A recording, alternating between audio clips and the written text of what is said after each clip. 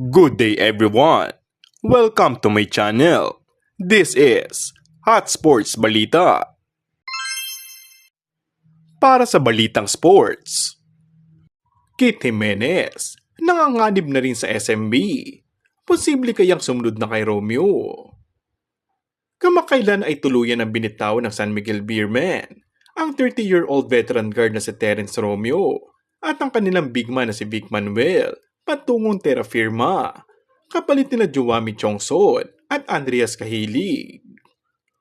Maliban kina Romeo at Manuel, napabilang din sa tagilid sa koponan ang Mavs Phenomenal Attraction at YouTube sensation na si Kit Jimenez, na kasalukuyan niyang nasa lista ng unrestricted free agent with right to salary.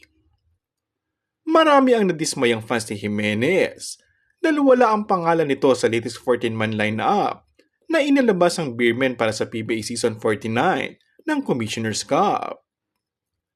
Ayon sa ilang ulat na lumabas, ay malaki ang posibilidad na sumunod ito sa kanyang PBA idol na si Terence Romeo sa Terra Firma kung sakaling mabibigyan ng magandang offer.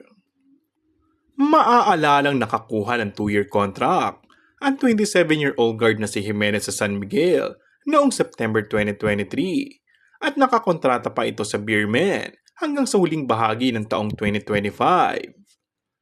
Gayunpaman, matapos ilagay ng Beermen sa unrestricted free agent list, maaari nang pumirma sa ibang kupunan si Kit ng walang restriction.